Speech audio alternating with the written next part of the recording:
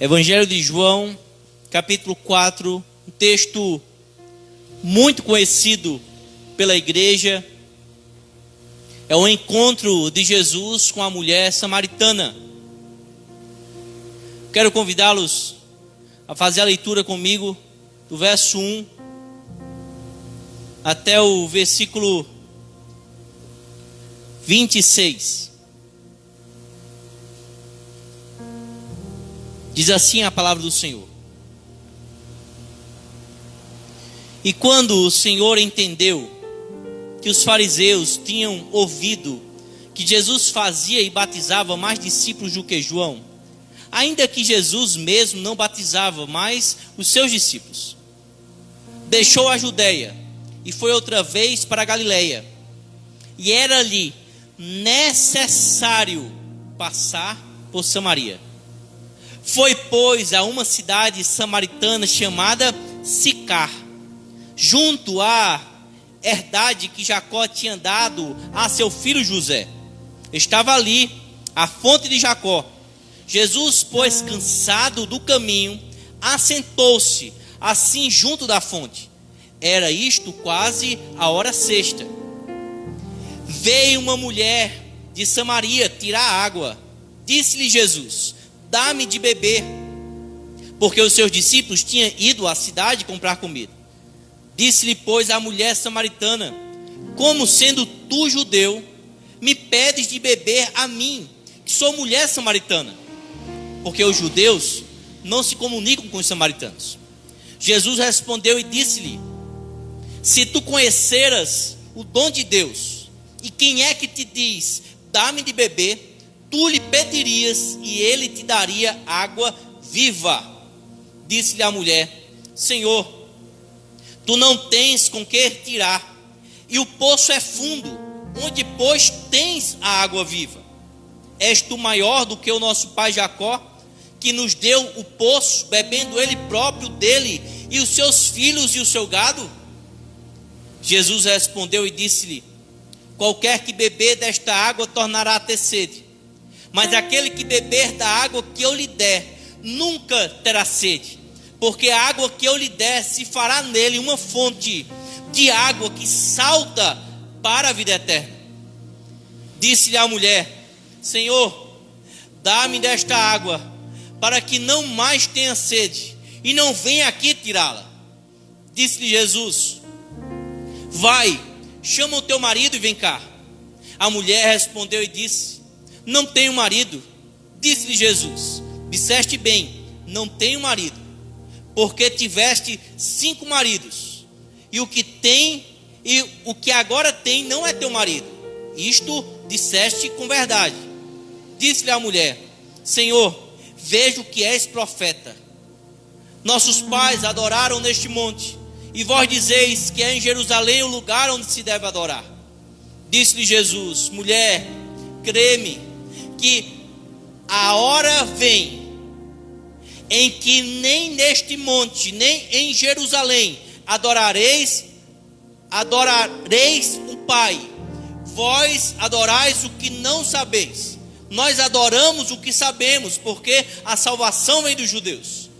Mas a hora vem, e agora é, em que os verdadeiros adoradores adorarão o Pai em espírito e em verdade, porque o Pai procura a tais que assim o adorem.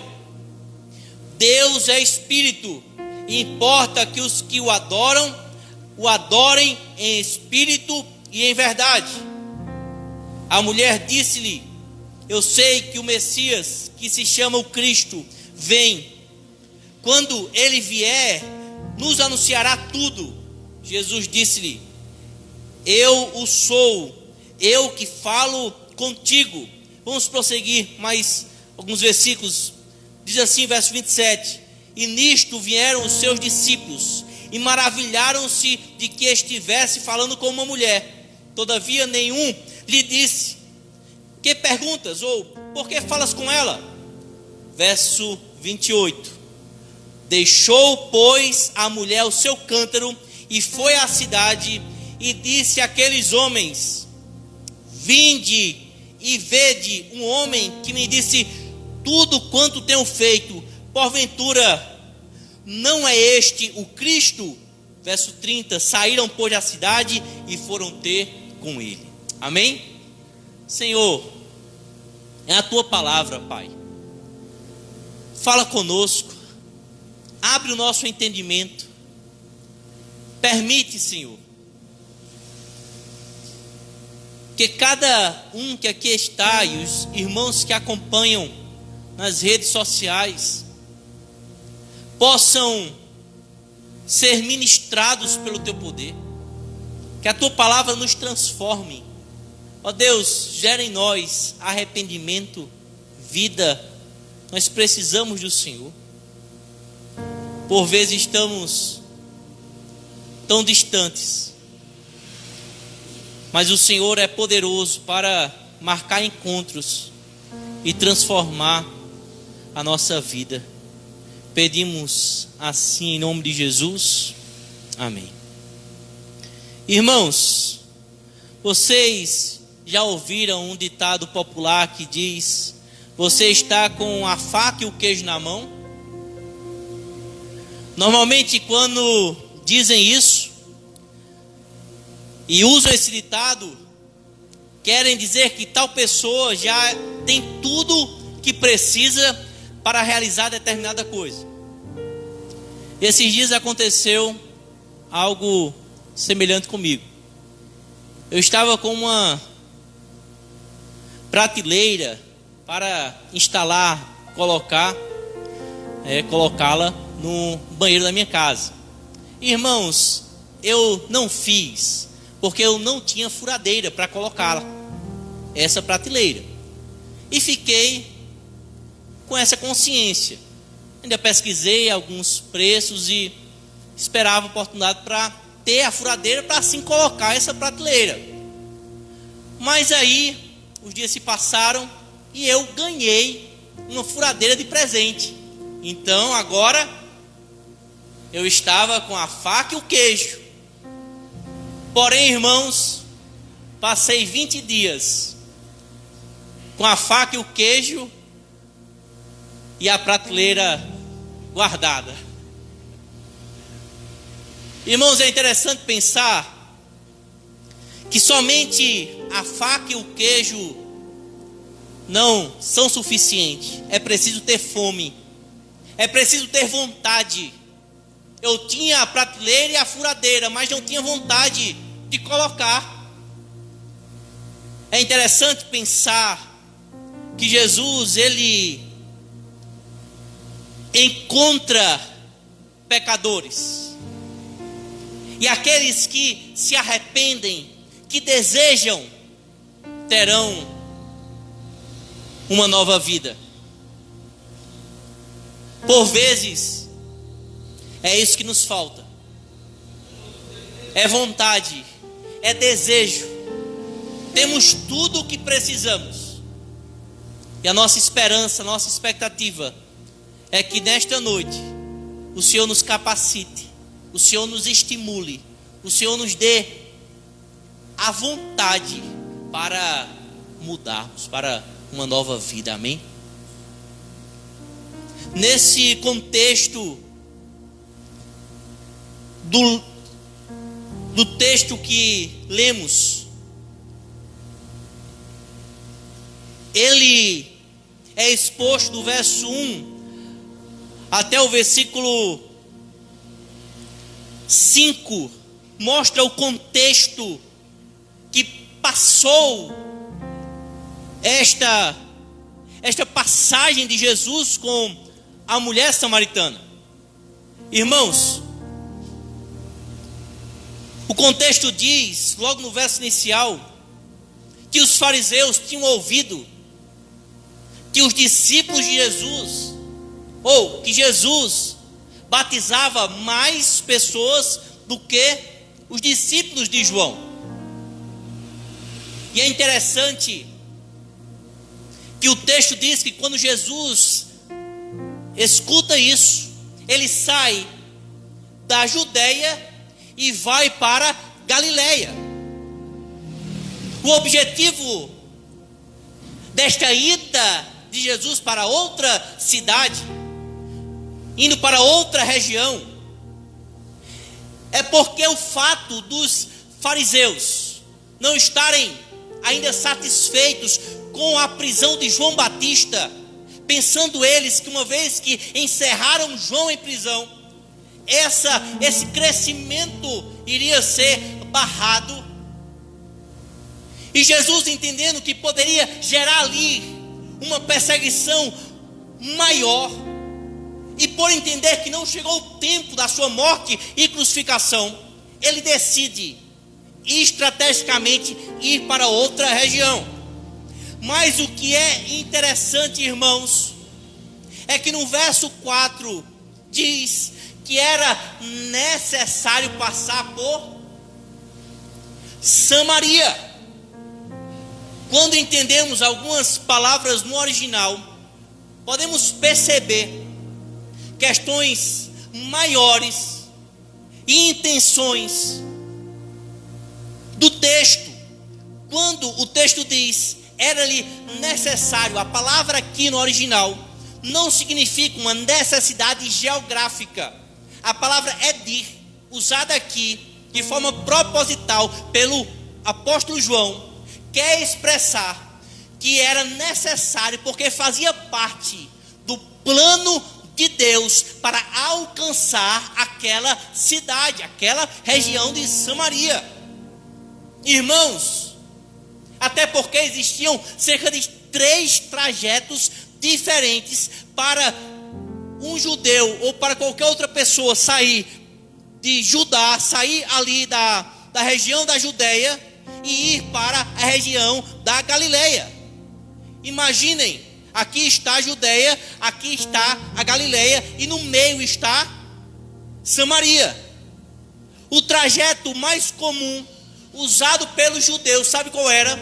Eles atravessavam o Rio Jordão, iam pelo outro lado da margem para não passar por Samaria, e em cima, já próximo do mar, ou do lago da Galileia, eles atravessavam para a região de Galileia, para evitar assim ter que passar pelos samaritanos. Então, irmãos, quando o texto diz que Jesus se via obrigado, necessário passar por Samaria, é porque fazia parte do propósito de Deus, do plano de Deus, alcançar e encontrar aquela mulher, aquelas pessoas, tratar e chegar naquela cidade. Irmãos, a cidade dessa região de Samaria era chamada Sicar, como o texto bem diz, tentavam passar por Samaria, porque o trajeto era mais comum, o mais longo, do que atravessar a província de Samaria. Sabe por quê, irmãos? Porque os samaritanos não se davam com os judeus, nem os judeus se davam com os samaritanos. Os samaritanos eram um povo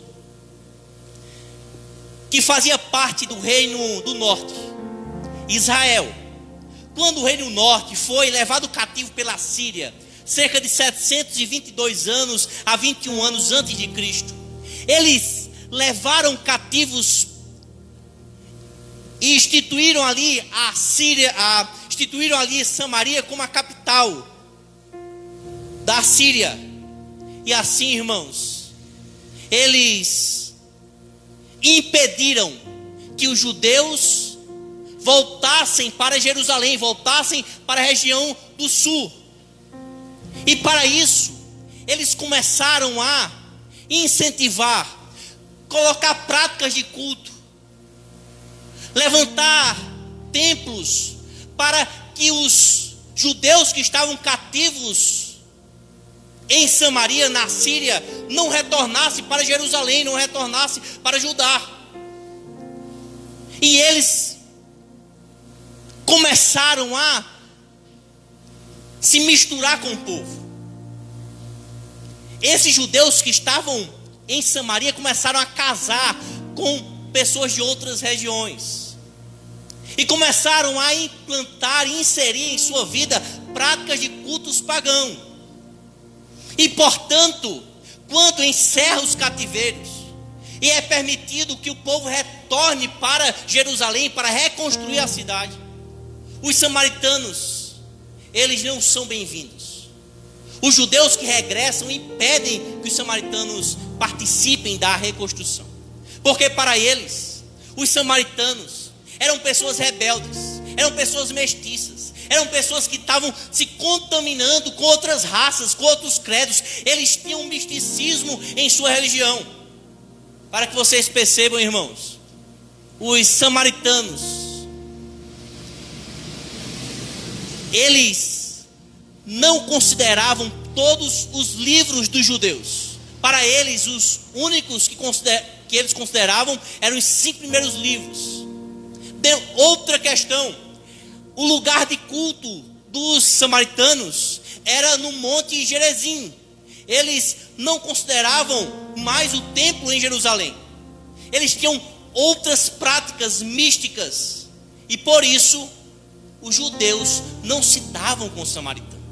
Para que vocês entendam, um judeu era ensinado desde cedo: filho, quando você estiver andando na rua, e se você tocar em algum lugar, e chegar em casa, e tocar em sua comida, chegar em casa, não lavar as mãos, pegar na sua comida e comer, você vai estar impuro, você vai estar contaminado. Porque você não sabe, filho, se um samaritanozinho, se uma samaritana tocou nesses lugares e deixou a impureza deles lá. E quando você toca nesses lugares e não lava as mãos, você toca na comida, a comida está impura e você se contamina. Para eles, irmãos, todo samaritano era impuro. Eles não eram pessoas que poderíamos nos relacionar. E as mulheres samaritanas tinham uma cultura no meio do povo judeu que toda mulher samaritana ela já nascia impura e deveria ter essa repulsa. Por isso, irmãos, tanto os judeus como os samaritanos não se davam. Mas mesmo assim, o texto diz que era necessário Jesus passar por Samaria. Irmãos, eu quero afirmar que o encontro com Jesus oferece nova vida para aqueles que se arrependem, amém? O encontro com Jesus oferece nova vida para aqueles que se arrependem. Perceba, primeiro ponto, Jesus encontra a mulher samaritana, versos 6 ao 8. No verso 6, Jesus, ele está cansado e com fome, é o que o texto diz. O texto diz isso, no verso 6, estava ali a fonte de Jacó. E Jesus, como? Cansado do caminho, assentou-se junto à fonte, e era quase a hora 6. Na contagem, seria o meio-dia, hora do sol escaldante. Jesus, cansado do caminho, senta-se no muro do poço, junto à fonte, para descansar. Porém, irmãos, é impressionante perceber a humanidade do nosso Senhor, e perceber que Ele, como homem perfeito, como o próprio apóstolo João diz, Ele que se fez carne e habitou entre nós. Ele sente, irmãos, ele sente dor, ele sente fome, ele sente sede, mas ninguém pode acusá-lo de pecado algum. Ele é um homem perfeito, ele nos representa de forma perfeita. Ninguém pode lhe culpar, lhe levantar qualquer acusação. Porém, percebemos as fragilidades da sua natureza humana. Mas mesmo as fragilidades, mesmo a sua sede, a sua fome, não impediam Jesus de cumprir a missão que o Pai o dera. Jesus estava lá, naquela fonte, marcou esse encontro, estava cansado, estava com sede, poderia usar todas as desculpas. Eu não vou falar agora. Eu vim num trajeto longo. O ambiente não é propício, o sol está escaldante. Mas o Senhor nos dá um modelo perfeito. E mesmo diante disso, no verso 7 e 8, percebemos que foi Jesus que marcou esse encontro, irmãos. Não foi algo aleatório. Jesus sabia que essa mulher iria vir. E ele estava esperando este momento. E de forma tão bela, o texto diz que no verso 7, a mulher samaritana chega para tirar água. E Jesus diz para ela o quê? Dá-me de beber. Irmãos, ele se coloca como alguém acessível. Jesus, ele pede um favor. Jesus, ele faz com que a mulher samaritana soubesse que ela poderia se aproximar. Sim, irmãos. Jesus estava a sós com ela. Ela estava a sós com Deus. De forma proposital, o Senhor manda os discípulos ir para a cidade de Sicar, a cidade dos bêbados, de bêbados samaritanos. É como que Jesus está tratando todo mundo aqui. Ele quer se revelar a essa mulher e ainda envia os discípulos, que eram judeus, que já estavam receosos de ir para lá, para comprar comida, pegar das mãos de um povo que eles consideravam impuros. E Jesus aqui, quando fala com essa mulher e cria pontes para o coração dela, nós percebemos, irmãos, que Jesus ele tem um modelo, ele tem um padrão que por vezes é diferente do nosso.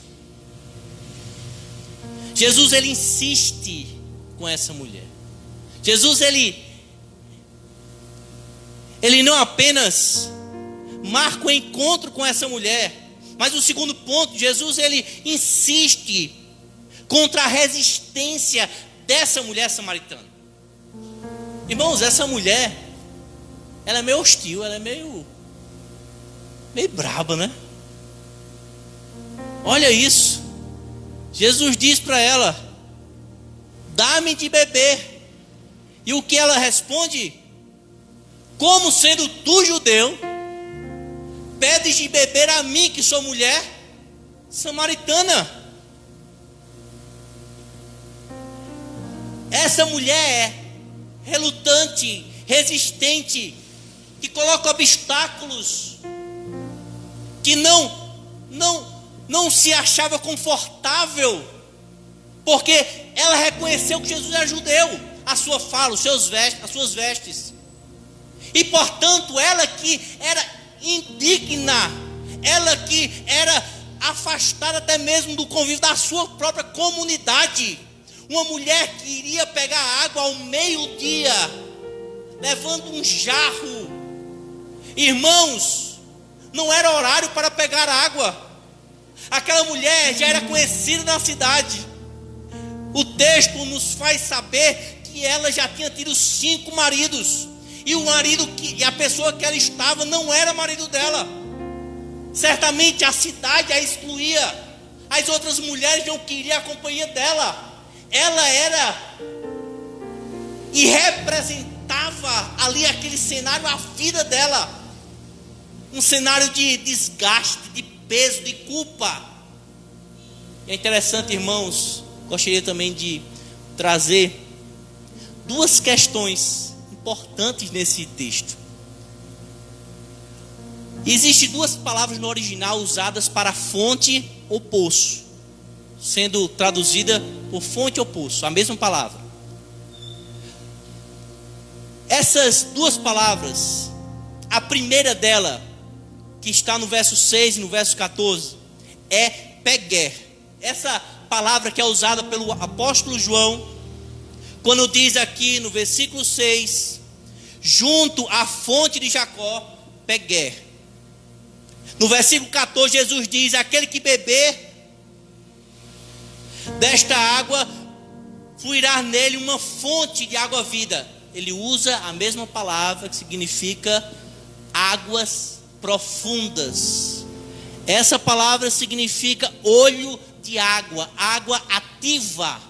Agora, o interessante é que essa mulher, quando se refere ao poço, quando se refere à fonte de Jacó, ela usa outra palavra. Ela usa a palavra que é frear. Essa palavra significa águas paradas, cisterna. É como que representasse a vida dela. Ela se via assim, como água parada, como uma cisterna, não tinha vida. O ambiente era árido, o sol escaldante na cabeça dela, o trabalho pesado, a culpa, a vida dela estava ali, se destruindo. E Jesus fala com ela, mostra que ela pode ter acesso a Ele, e essa mulher cria resistência. Mas isso não faz parar o nosso Senhor. Ele não permite que a resistência dessa mulher venha atrapalhar a sua missão. Por isso, irmãos, Jesus insiste contra essas barreiras raciais e culturais. Quando ela diz: como pode, sendo tu, judeu, pedir água a mim, que sou samaritana? Jesus insiste, no verso 10 ele diz: se tu soubestes, quem é que, se tu soubestes, quem é que te diz, se tu conheceres o dom de Deus, se tu soubesse o dom de Deus, e quem é que te diz, dá-me de beber, tu lhe pediria e ele te daria água viva. Jesus está dizendo: olha, se tu soubesses o que Deus pode te dar, se tu soubesses quem sou eu que te peço água da fonte, água natural, tu me pedirias e eu te daria a salvação, eu te daria a água da vida. Olha, ele insiste contra esse jugo, contra esse aprendizado cultural, esse afastamento de que o povo samaritano não era digno, não poderia ser alcançado. Você, se pedir, se desejar, posso te oferecer muito mais do que simplesmente essa água. Eu te ofereço água de vida. Irmãos, Jesus, ele agora oferece um favor. Ele primeiro pediu um favor e depois ele ofereceu um favor. William Hendricks comenta que há duas formas de alcançarmos o coração de alguém. Uma delas é lhe pedindo um favor, e a outra é fazendo um favor. Jesus usa as duas formas. E o que me parece, irmãos, é que agora Jesus está intensificando essa conversa. Jesus está tirando do âmbito natural e trazendo para os céus. Ele está fazendo pontes, ligações, está expondo verdades. Quando eu vejo esse texto, eu pergunto: será que a nossa abordagem é assim? Parece que o nosso evangelismo, ele é meio engessado. Parece que a gente memoriza 4 leis espirituais, bota uma sequência de texto na mão, chega na casa de alguém e faz: senta aí que eu vou falar. Eu não estou negando, irmãos, que tem sua importância você ter uma boa sistematização, conhecer as doutrinas de forma profunda, poder dialogar e explicar de forma sequenciada aquele projeto perfeito de Deus, mostrando a glória do Senhor, mostrando a queda do homem, a redenção em Jesus. Mas, irmãos, é a dinâmica da vida, é no dia a dia, é nas conversas, é nos momentos que você pode criar essas pontes, esses vínculos. É numa conversa como essa, é pedindo um favor, é dando um favor, que diálogos são abertos e que nós podemos pegar pontes, ganchos e mostrar a glória de Deus. É nessa insistência, é nessa perseverança, é na vida. Nosso evangelismo é nossa vida. Aonde você estiver, a oportunidade que Deus te der, a pessoa que estiver ali, fale, invista. Às vezes você está em casa, quer fazer um serviço, mas aí lhe falta uma escada, ou quem sabe uma furadeira. Mas você, muito arrogante: eu prefiro comprar do que pedir para alguém. Você está perdendo uma grande oportunidade de criar uma ponte. Às vezes, vendo uma necessidade de outro, você deixa de fazer e perde muitas oportunidades. Você pede uma escada: meu amigo, você pode me emprestar uma escada? Eu estou precisando resolver uma questão lá na minha casa. Não, pode levar. Depois você volta lá: olha, muito obrigado, viu, por essa escada, foi muito útil. Naquela conversa, você é daqui, como vai, conversa, família. Quando você mesmo espera, a pessoa começa a compartilhar a desilusão da vida. E a gente diz: meu irmão, sabia que existe uma escada, mas ela é aquela que liga do chão até os céus. É Jesus, o nosso Senhor. E assim, irmãos, na dinâmica da vida, na conversa do dia a dia, que nós insistimos e expomos as doutrinas gloriosas de Deus, mostrando a necessidade dos homens. Irmãos, Jesus, ele insiste contra as barreiras raciais e culturais levantadas. E Jesus insiste contra a incredulidade dessa mulher. Veja o verso 11 ao verso 15. Quando Jesus diz que pode lhe oferecer água viva, algo num patamar bem maior, algo bem mais profundo, sabe o que essa mulher faz? Ela vai desdenhar, é um tipo de deboche. Olha o que ela diz: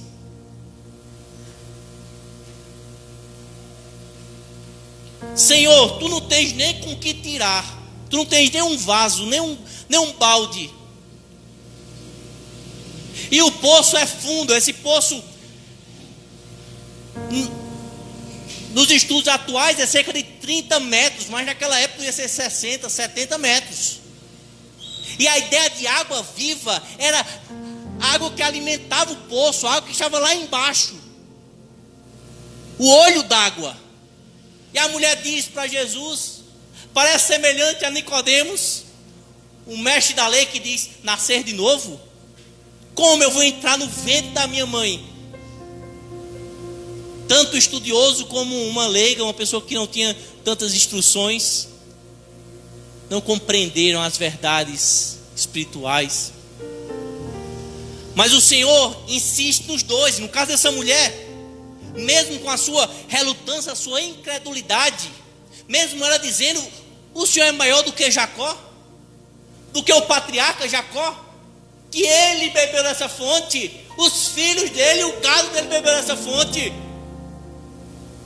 Parece que o evangelista João estrutura e nos faz dar ênfase a isso, para que possamos perceber que tantos judeus, tantas pessoas ao longo da história, da descendência, da linhagem, continuaram apenas presos e saciando sua sede no âmbito natural, mas passaram a vida em sequidão espiritual como aquela mulher. Mas estava lá, irmão, Jesus. E quando essa mulher gera e demonstra a sua incredulidade, Jesus responde para ela e aplica e mostra o que acontece com aqueles que bebem essa água que ele disse que daria. O que é que Jesus diz, irmãos? Para vencer a incredulidade dessa mulher, ele diz: aquele que beber desta água torna a ter sede, assim como tantos ao longo da história. Mas aquele que beber da água que eu lhe der, o que acontece? Nunca mais. Nunca mais. Eita Deus. Nunca terá sede. Porque a água que eu lhe der se fará nele uma fonte. Aí a palavra usada aqui você lembra, é olho d'água, é algo vivo, constante. Jesus está dizendo: olha, você vai, aquele que tomar, receber de mim, vai ter vida abundante, constante. Quantos anos as pessoas beberam dessa fonte e ainda não secou? A fonte de Jacó saciou tantas pessoas, mas a fonte que eu der é bem maior, é bem mais profundo, glorioso, nunca mais, e não seca. Irmãos, a beleza, quando Jesus diz isso, que essa fonte salta, conduz até a vida eterna, essa mulher se interessa, começa a querer saber, começa a se interessar, e diz: então eu quero dessa fonte, porque vai resolver os meus problemas. Se existe uma fonte, se existe uma água que eu beba e eu não tenho mais sede, então me dê dessa água. Mas aí, irmãos, é interessante perceber que Jesus está dando para a mulher a faca e o queijo, mas ainda falta o quê? A fome. E para gerar fome, Jesus vai mostrar para ela a necessidade de mudança, necessidade de uma água que sacia a alma dela. Quando Jesus disse Jesus: vai, chama o teu marido e vem cá. A mulher agora teve que, ou ela mentia, dizia: eu não sei o que o senhor está dizendo, nem marido tenho,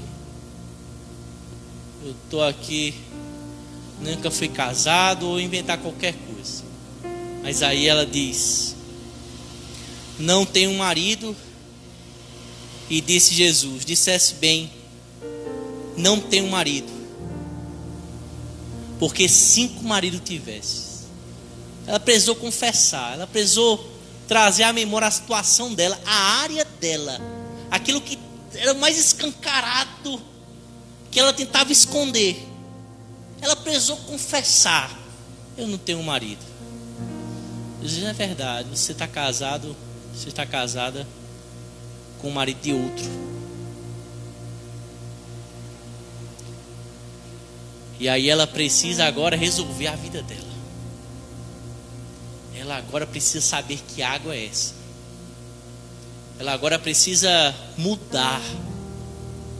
Por isso, irmãos, que ela reconhece Jesus e diz, reconhece que Jesus é o enviado por Deus, ele é profeta, ele está revelando isso.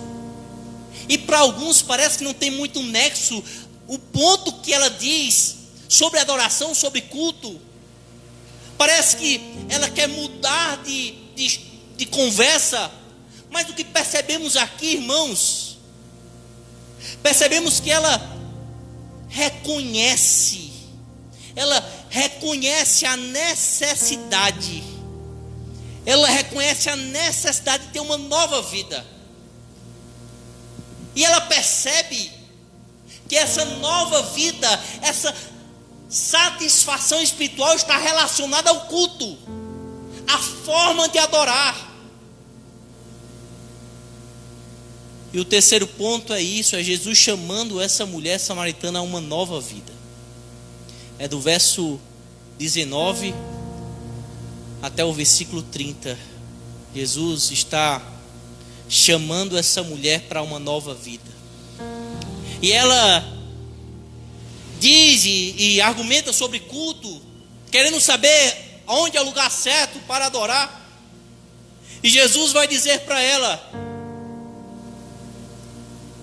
no verso 20 ela diz: nossos pais adoraram neste monte, ou seja, no monte de Gerizim, e vós dizeis que é em Jerusalém o lugar que se deve adorar.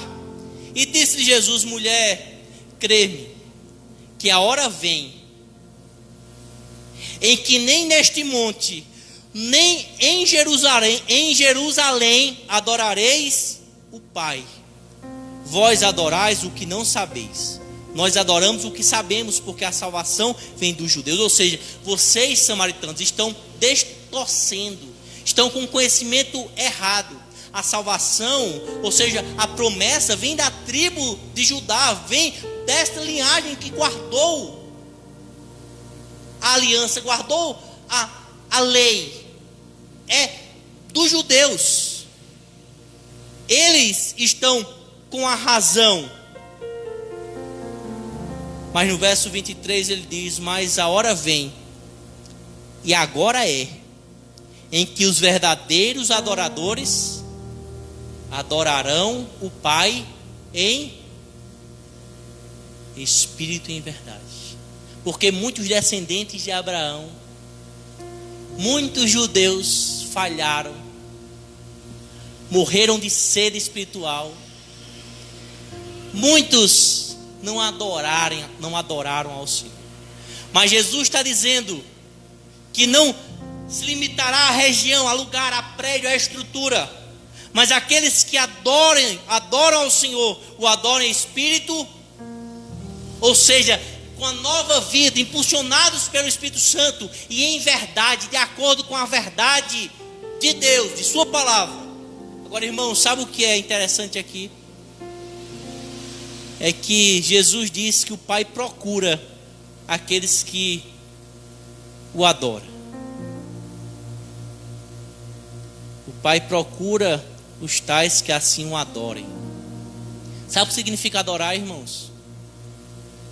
Adorar não é simplesmente levantar as mãos, entoar cânticos. Sabe o que é adorar, irmãos? Primeira vez que essa palavra aparece nas Escrituras, aparece no momento em que Abraão vai levar o seu filho Isaque para sacrificar. Sabe o que Abraão diz aos seus servos? Esperai aqui, que eu e o moço vamos ali para adorar, e depois retornamos.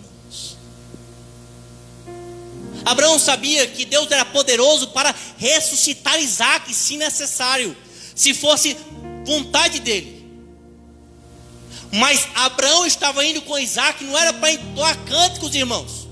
Abraão estava indo com Isaque, não era para ficar cantando no Monte Moriá. Abraão estava indo para sacrificar Isaque.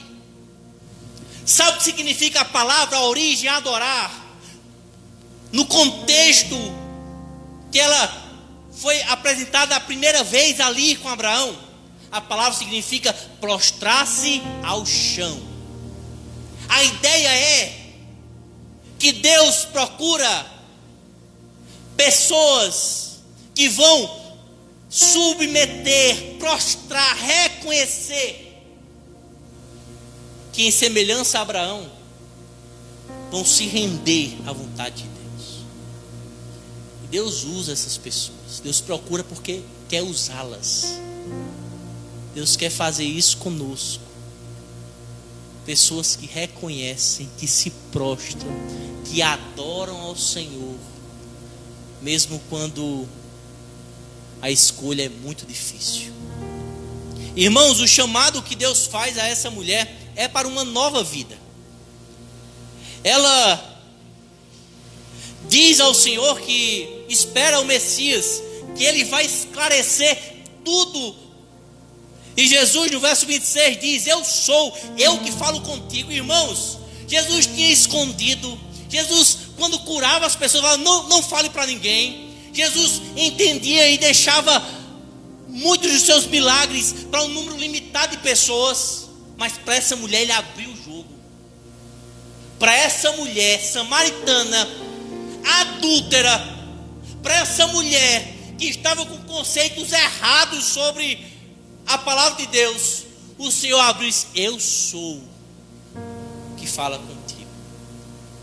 E, irmãos, essa mulher teve a vida transformada. O texto diz que ela deixa o seu cântaro e sai à cidade para falar aos homens. E ela diz assim: vede ao homem que disse tudo quanto tenho feito, porventura não é ele o Cristo? Ela não estava, irmão, preocupada com a reputação dela. Ela já tinha reconhecido, ela já estava pronta a enfrentar. Ela disse, ele falou, e o que falou é verdade.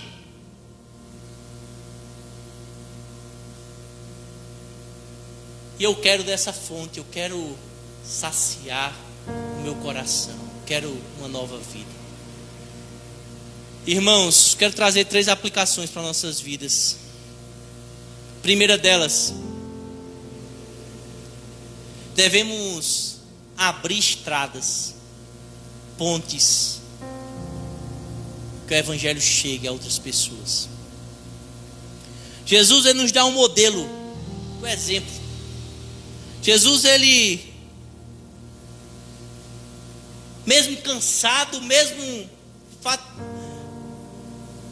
com fadiga, cansaço, com sede,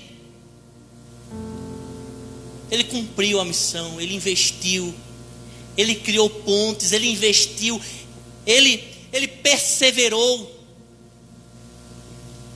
Por vezes somos tão omissos, tão negligentes, temos tantas oportunidades. Pense, irmãos, qual foi a última vez que você teve um diálogo assim? Qual foi a última vez que você falou a respeito de questões espirituais?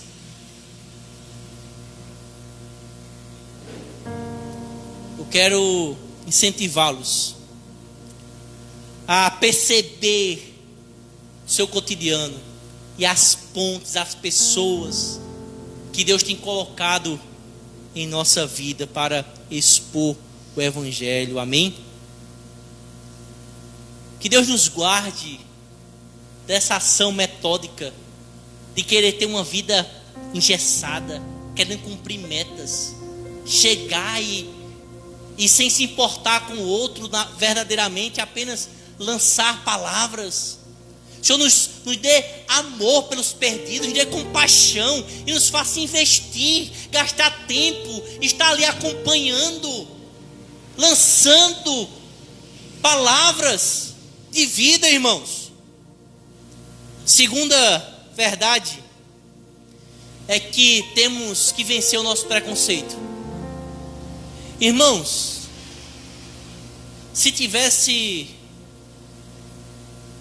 alguém que tem uma visão distorcida das Escrituras, alguém que é considerado impuro, que vive em pecado,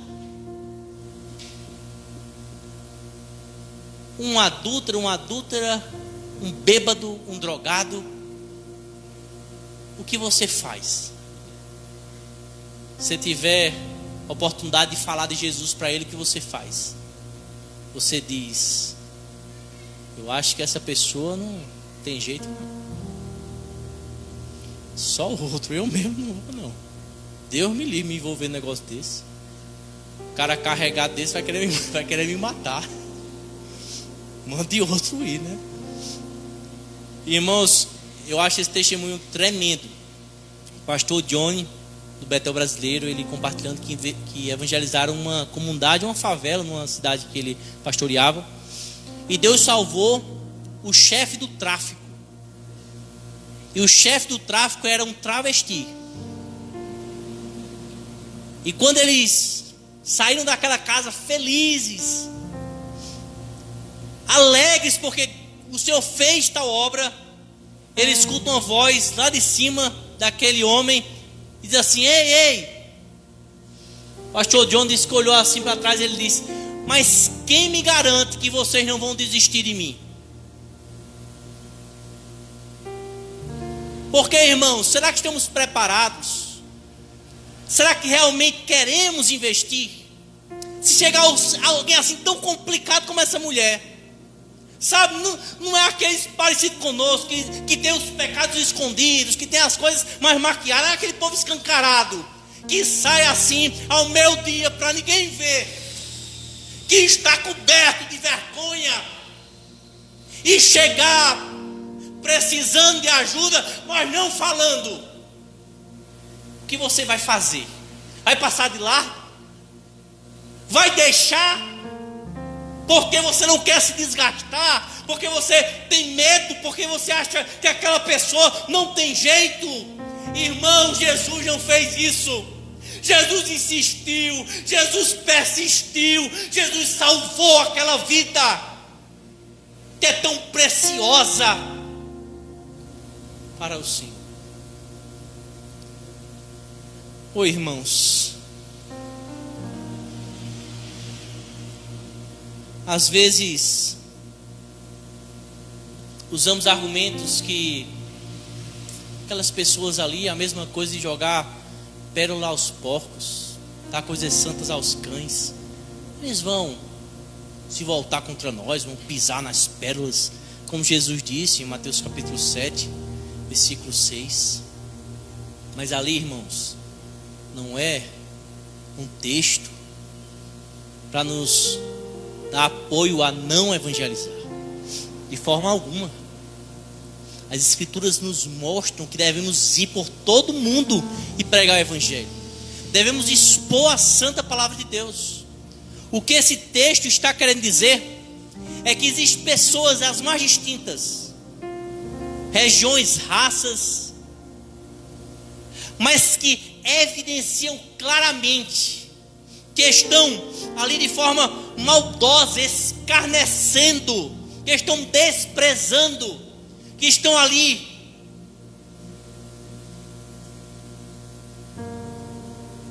profanando aquilo que você tem dito. Pessoas como essas, que realmente demonstram total desinteresse, escárnio e deboche, realmente nós temos que evitar, porque elas estarão certamente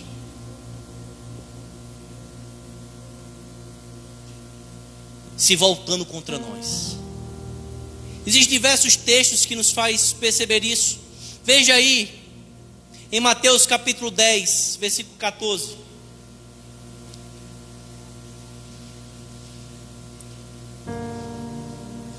Mateus capítulo 10, versículo 14. Jesus diz: e se ninguém vos receber, nem escutar as vossas palavras, saindo daquela casa ou cidade, sacudi o pó dos vossos pés. Se não querem receber, demonstrem a ação de entrega daquela cidade. Vamos lá, capítulo 15, versículo 14, Mateus. Diz: deixe-os, são condutores de cego. Ora, se um segue a outro cego, ambos cairão na cova. Os discípulos estavam dizendo: se os fariseus ouvirem isso, eles vão se escandalizar. Jesus diz: deixe eles não querem. Outro texto, Atos capítulo 13.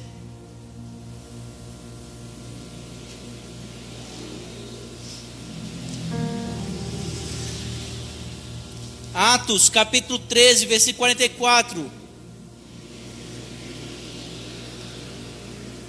Diz assim: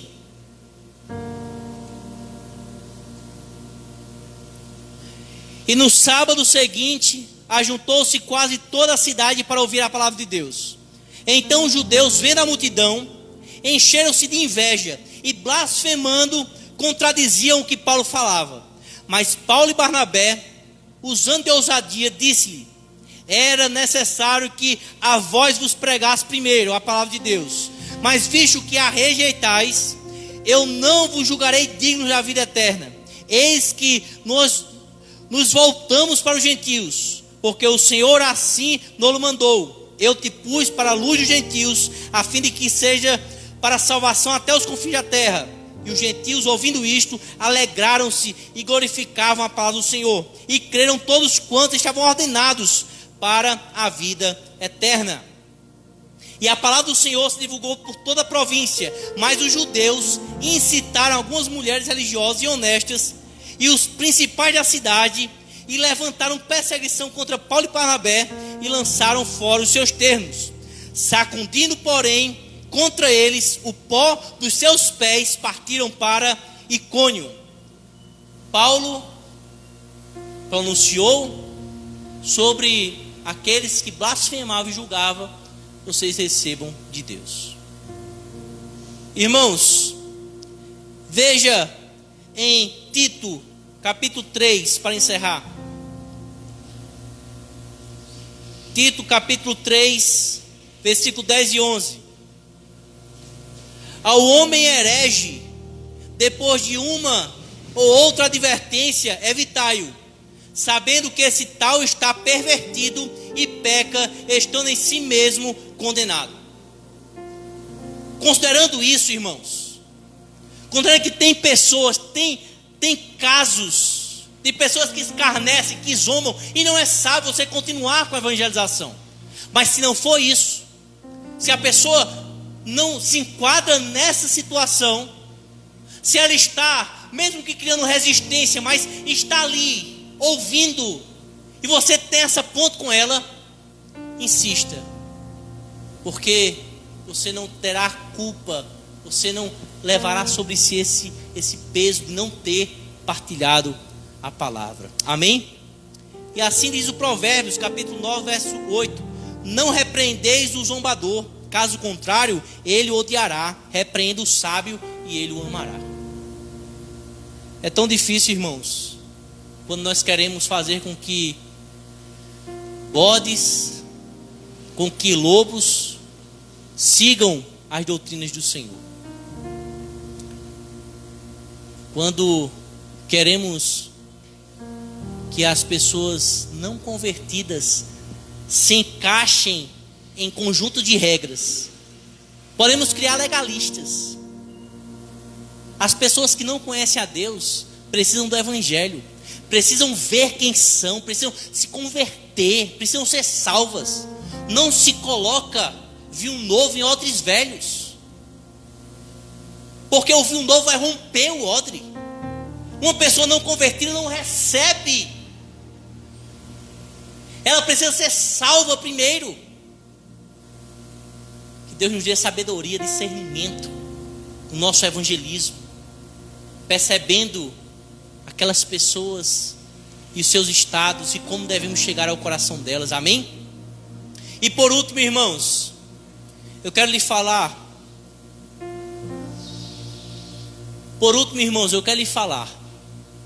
Uma percepção que C.S. Lewis compartilha em seu livro Cristianismo Puro e Simples. Ele nos faz perceber que todas as nossas necessidades, elas são justas, naturais, e elas recebem a sua provisão. Ou seja, um bebê nasce chorando, desejando leite, e Deus faz com que a mãe tenha leite para dar ao seu filho. Nós necessitamos de alimento, e Deus provê alimento, provê aquilo que nos é necessário, que é justo, que é natural. Nossa necessidade, nós temos fome e sede de questões comuns, naturais, necessidades. Mas Deus nos fez, irmãos, com uma sede e com uma necessidade dele. Com uma sede, uma necessidade do tamanho de Deus. Então, você nunca será realizado e satisfeito. Você pode procurar em tudo que é fonte. Você pode querer satisfazer essa sede espiritual das formas mais diversas. Mas não é possível. Deus te fez com sede dele. Deus te fez com necessidade dele. E ele nos fez porque ele providencia aquilo que nos satisfaz. Quando Jesus diz, irmãos, aquele que crê, aquele que beber da água que eu lhe der, nunca terá sede, porque a água que eu lhe der fará nele uma fonte de água que brota, que conduz para a vida eterna. Irmãos, é essa imagem. Alguém sedento por Deus, alguém que precisa de Deus, mas não sabe como encontrar, alguém que está cego, perdido, e aí encontra a luz, encontra a verdade, e encontra ali uma fonte inesgotável. Não é que essa pessoa não tenha sede, é porque ela está sempre saciada, ela tem uma fonte que brota, que tem acesso, ela sempre pode tomar de Jesus, ela sempre tem acesso livre a Jesus. Mas se essa pessoa que tem essa fonte, deixar essa fonte, se essa pessoa foi enganada pelo seu pecado, se essa pessoa foi enganada pelas suas inclinações e pensar, olha, essa fonte não te traz saciedade, tu precisa procurar outros meios, tu precisa de outras fontes, e aí nós somos convencidos a deixar a fonte de vida e começamos a fazer para nós cisternas rachadas que não retêm água. Deixamos o Senhor. Mas, irmãos, o Senhor nunca nos deixa. A fonte sempre está disponível. Você sempre pode voltar a Jesus e tomar dessa fonte. Você vai estar satisfeito, realizado, nada te falta, porque você tem Jesus. Amém, irmãos?